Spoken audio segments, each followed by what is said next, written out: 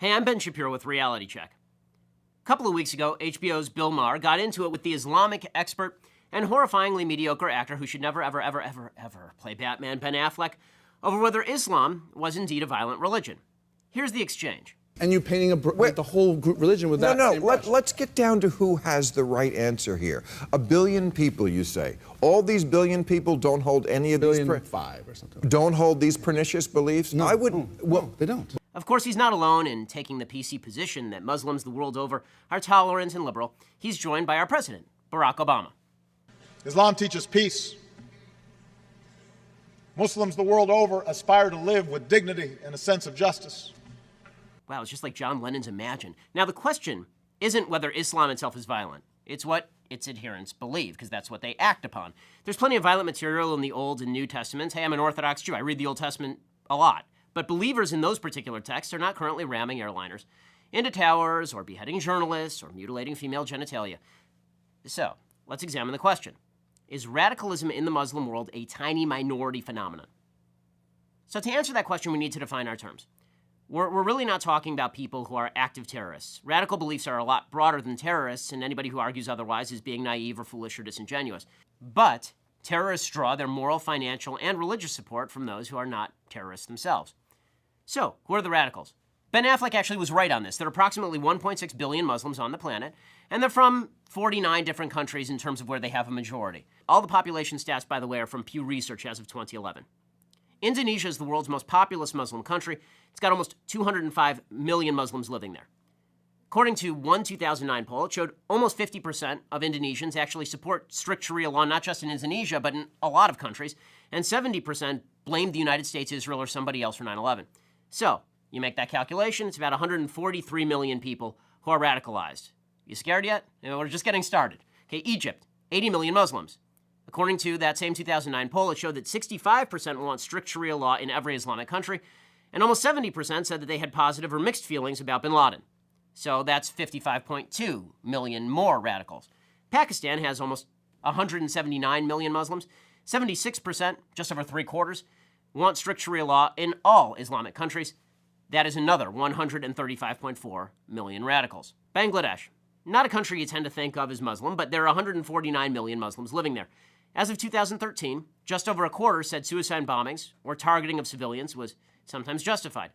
Another 82% want Sharia to be the official law of the country, and 2/3 said honor killings of women can sometimes be justified. Honor killings, 2/3. It's 121.9 million radicals.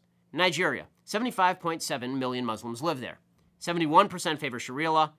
That's 53.7 million people. Iran, 74.8 million Muslims. 83% favor implementation of Sharia law as of last year. So that's 62.1 million more radicals. Turkey has 74.7 million Muslims. And 32%, this is a moderate Muslim country, probably the most moderate Muslim country, 32% said honor killings of women could actually be justified sometimes. So that's 23.9 million radical Muslims in our moderate ally, Turkey. Morocco, 32.4 million Muslims live there. Just over 3/4 support Sharia law. That's 24.6 million radical Muslims in Morocco. Iraq, 31.1 million Muslims live there. 78% say honor killings of women can sometimes be justified. That amounts to 24.3 million Muslim radicals. Afghanistan, 24 million people. A huge majority, 76%, support at least occasionally or just once in a while honor killings of women. 99% actually want Sharia to be the law of the land. So it's like a Cuban election over there. 24 million radical Muslims over in Afghanistan. Jordan, smaller Muslim country, 6.4 million Muslims. Right now, Hamas is enjoying like a 60% approval rating. So 3.8 million radical Muslims in Jordan, which is, again, a moderate country. Palestinian areas, right? We're sending literally hundreds of millions of dollars to the Palestinian areas. We are, the American taxpayers. 4.3 million Muslims live in the Palestinian areas. 78% of those had positive or mixed feelings about bin Laden. 89% support terror attacks on our ally, Israel. 89% support Sharia law. We should give them a state, folks. That's 3.83 million radical Muslims.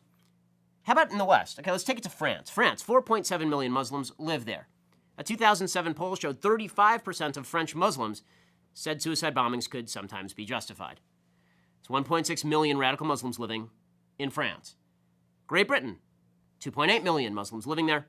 78% wanted cartoonists of Muhammad legally prosecuted. So we're talking about 2.2 million radical Muslims in Great Britain. How about here in the United States? Well, we have a very moderate Muslim population. We do. 2.6 million Muslims live here, according to Pew Research. 13% said violence against civilians can be justified. 19% said they were either favorable toward al-Qaeda or just didn't know. Because who knows, really?